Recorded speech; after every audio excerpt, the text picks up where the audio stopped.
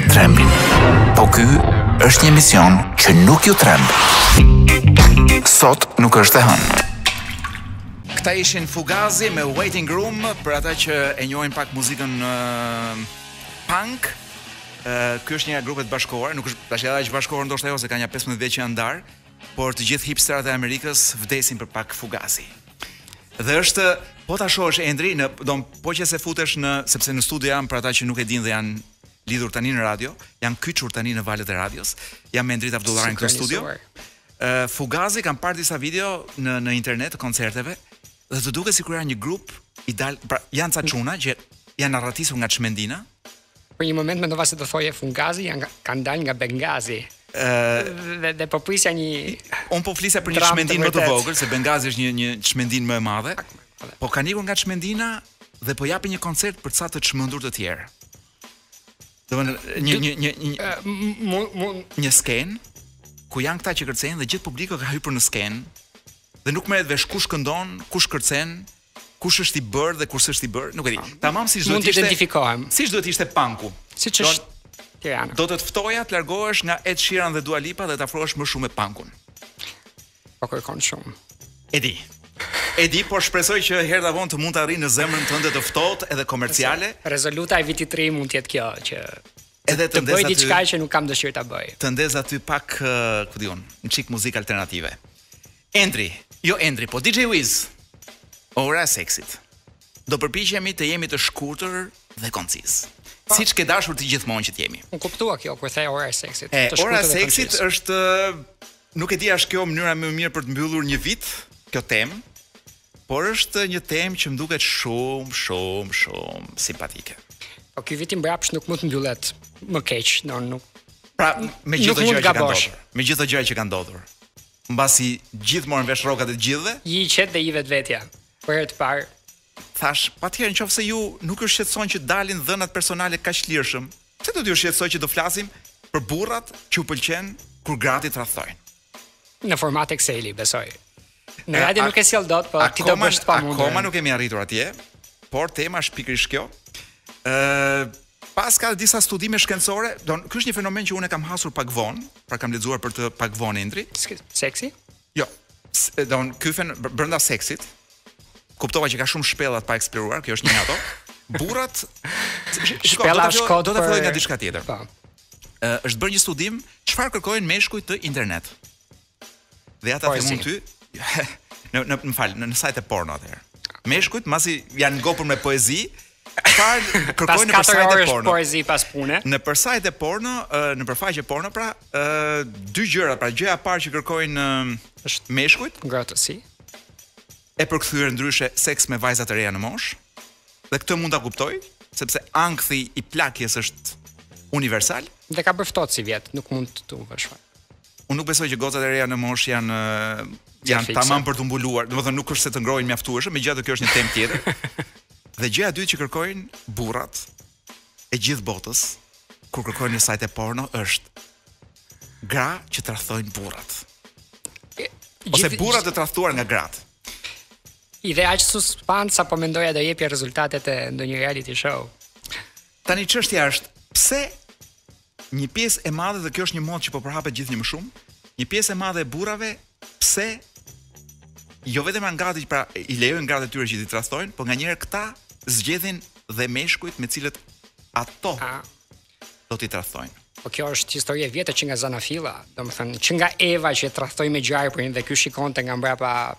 Unë nuk e di a shikonte ky, se ky ai po aq ishte kopshti. Ai Zanafillës më duket çik budalla, domethënë ai i pari fare, i fisit Adami. Nga i vim gjithë domethënë. Por nuk po shkoj aq larg, po them në 2012 kanë dalë një libër i cili tregon një libër libri titullohet 1 miliard mendime të do thosha unë të turpshme apo të pista.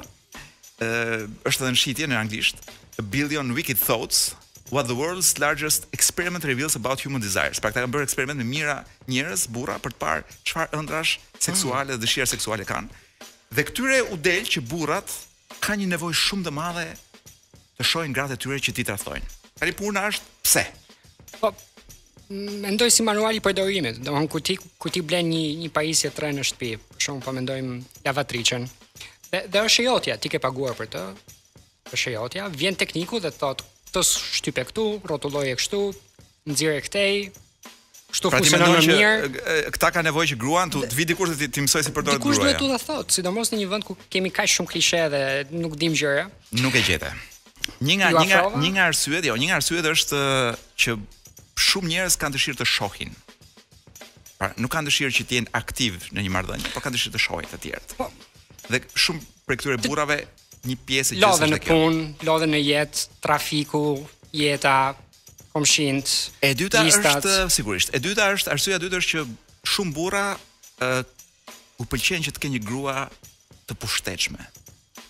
Dhe një nga forma se si këta shohin pushtetin e gruas është nëpërmjet kamzhikut. Jo, është që një grua është kaq e pushtetshme sa që mund të bëjë çfarë të dojë. Pra mund shkojë edhe me të tjerë. Prandaj ne kemi kaq shumë ministre në kabinet, sepse na tërheq kjo e femrës së pushtetshme dhe besoj lidhemi shpirtërisht me këtë lloj autoriteti. Po nuk e di është një fenomen shqiptar apo botror, duke qenë se studimi ka një gamë shumë më të gjerë subjektesh. E treta. Është që shumë nga këta burra i eksiton shumë ideja që e kanë gruan aq të mirë.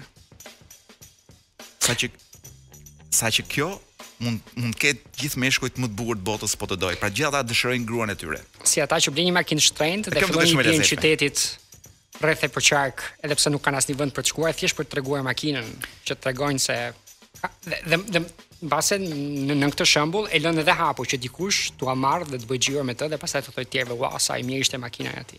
Unë mendoj që ka shumë njerëz, shumë burra që makinën nuk ta gruan edhe mund ta tolerojnë, që t'ia marrë dikush tjetër, po jo makinën. Domethënë ka një lloj posesiviteti në makinës tyre, po duan që të gjithë i shohin që ka një makinë shumë të bukur. Por, dhe këtu vim tek pika e fundit, gjëja që shkencërisht mendohet që kanë këta njerëz, është sepse shumë burra dhe djem në të vërtetë janë biseksual. Dhe kjo është një nga format se si këta shprehin biseksualitetin e tyre. Po ç'ndodhi me spektrumin që kishim dhjetra lloje, ç'ndodhi me gjithë ato gjinit që po dalin? Më duket shumë e thjeshtuar kjo. Sidomos fakti që e shpreh me 4 pika kur ne gjithë e dimë që ka 7 pika kënaqësie. 3 pikat e tjera publiku le t'i gjejë vetë. Duke parë shokët dhe kolegët e tyre, por unë do të them gjëra kuriozitet. Jo, u përpoqja që ta përmbledh si për vit të ri, domosdoshmë mos e rëndonim shumë publikun, se bolli janë rënduar me baklavara, me kadaifra, ka qenë një vit i gjatë, po. Po kjo është shumë interesante që është një formë se si ndoshta thuhet, pra ky studimi që po lexoj unë të paktën, e ka thënë njëri në Psychology Today, ndoshta këta burra marrin masa paraprake që po të kapen vetë ndonjëherë ose duke lejuar gruan shkojë me burra të tjerë, ti krijojnë vetes hapësirë nesër që thotë, "A shkoj dhe unë me një burr ndoshta?" Pra është një formë se si këta biseksualitetin e tyre e fusin brenda në çift.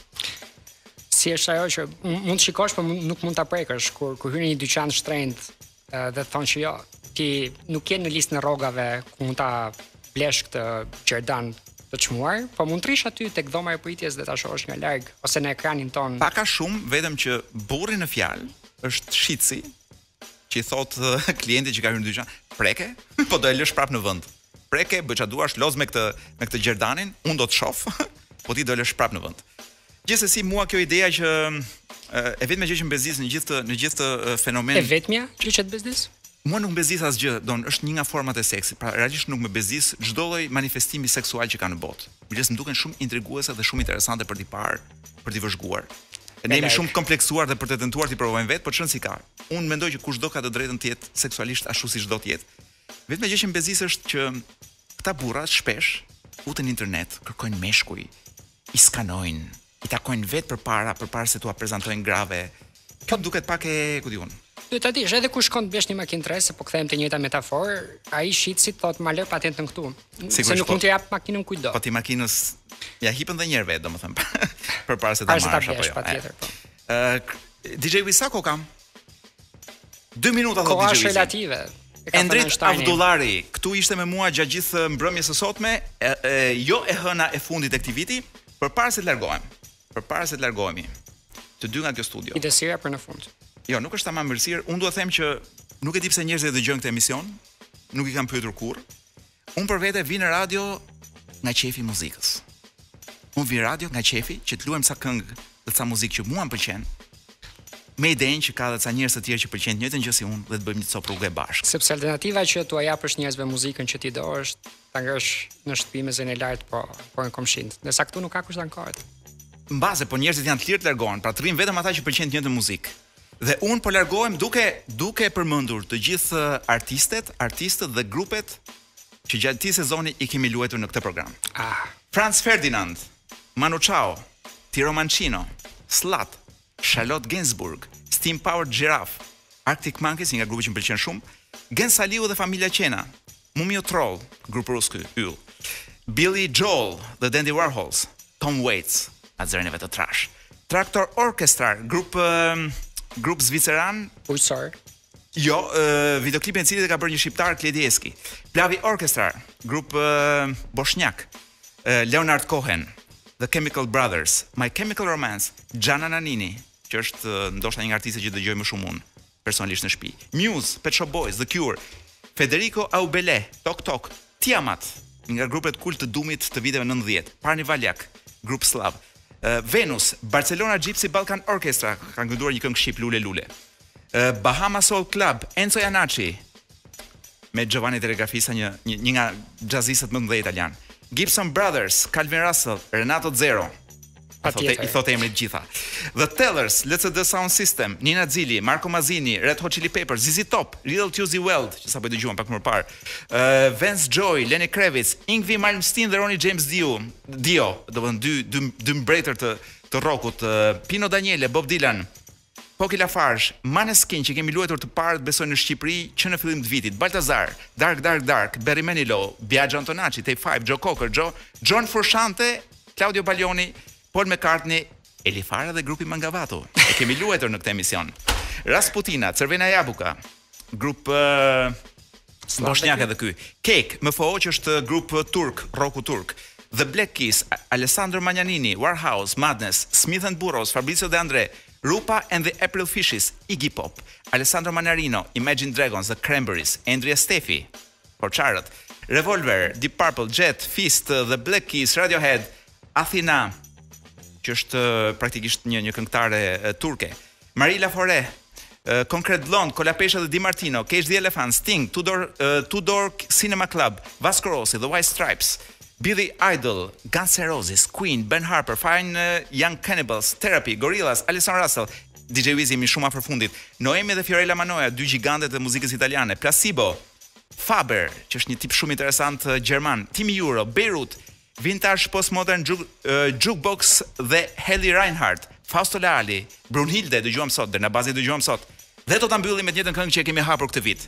Kënga e frikshme. Nuk është e frikshme. Endri që nuk ka kënduar kurrë me Stefin Deutschland, Gjermania, për fatin ton të keq, mbasi Shqipërisë kemi vënë flakën. Gjermania nuk është thjesht një destinacion për ne. Është një ëndër.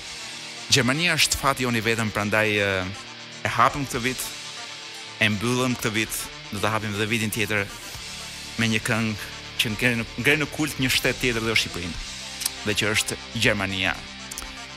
O sa mirë me qenë Gjerman, do thonin. Po pra, me Deutschland dhe Rammstein largohemi për t'u takuar mbas një viti në Top Albania Radio. Sot nuk është e hënë.